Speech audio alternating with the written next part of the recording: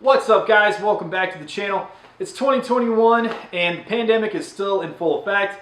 Guns are out of stock, ammunition's out of stock, and the stuff that you can find is super overpriced. So desperate times have called for desperate measures, and I have picked up this CMMG 22 long rifle AR conversion kit. If you guys aren't familiar, basically what it does is replaces your bolt carrier group and magazine with CMMG's proprietary setup and converts your rifle from 5.56 to 22 long rifle. Why would you want to do this, you ask? So obviously ammo is getting more expensive. 22 long rifle is cheaper than 5.56, and also you can typically buy it in larger quantities. It goes without saying that I do want to save money, but also what you guys will notice from some of these gun stores is they're limiting customers to only buying one box of a particular caliber. So with 5.56, it could come in a 150 round box, or they might only have 20 round boxes. With 22 long rifle, typically the smallest box that you find is a 100 round brick. And in some cases they'll have 350 and 500 round boxes. So then I'm not limited to only being able to buy 20 rounds per trip or per day at that particular gun store. So I can pick up more rounds per trip and I can go to the range and get more reps in. So I tossed around the idea of purchasing a dedicated 22 long rifle AR, but the downside of that is I have to buy all the accessories that I would have on my 5.56 gun. That way when I pick it up, it feels the same, it operates the same, and I have that consistency to it. So for $200, I thought it was a good financial decision to buy this as opposed to spending $500 on another AR that I have to spend another $200 to outfit, so on, etc. So I'm going to put this thing through its paces, let you guys know what I think, and finally get off the couch and get some more trigger time.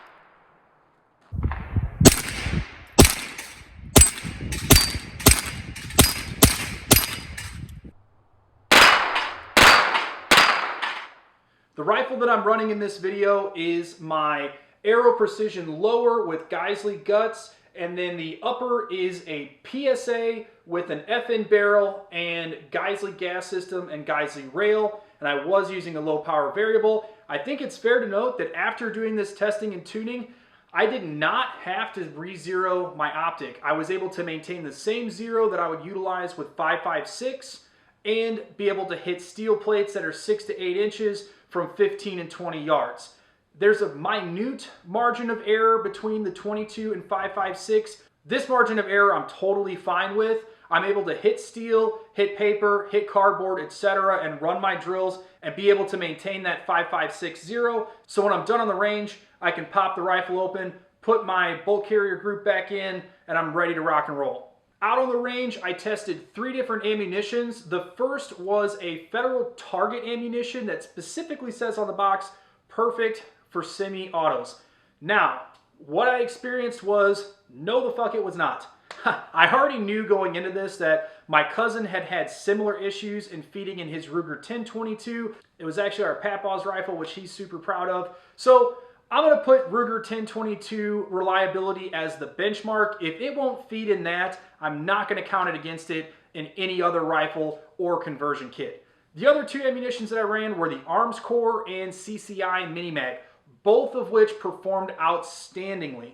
I had great success with those. I never had a stoppage, never had a failure with those ammunitions. With the Federal, I had some interesting results. I would rack the bolt, Fire once, it would fail to cycle, I would rack, fire, fail to cycle, and then I would get random 3-round bursts.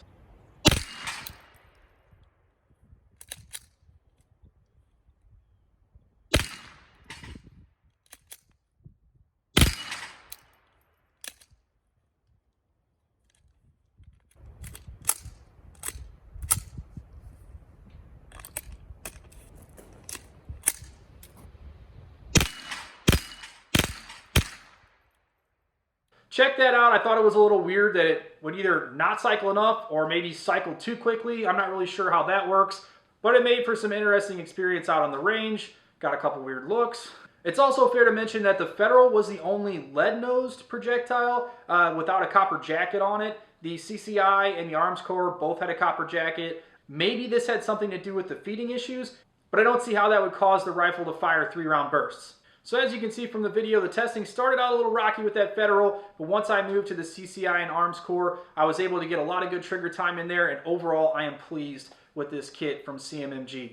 I plan to continue my testing with this kit.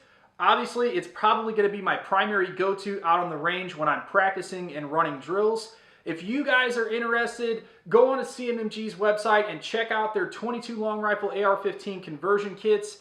I would say even at this point, it's worth the $200 to get a training tool that in the long run is going to save you a ton of money. I shot over 300 rounds in one day at the range, which if I was shooting 5.56 would have cost me about $300.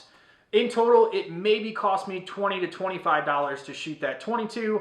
Obviously, I'm not paying today's prices. This is some stuff that I'd already purchased. But even if I was buying off the shelf today, I'm still saving a ton of money and getting a ton of reps in. So I think it's safe to say that this product so far has my seal of approval, but if I run into any issues down the road, I will be sure to let you guys know. Thanks for watching. Don't forget to like, subscribe, and comment. Let me know if you plan to pick up one of these kits and what you want to do with it. As always, guys, keep shooting.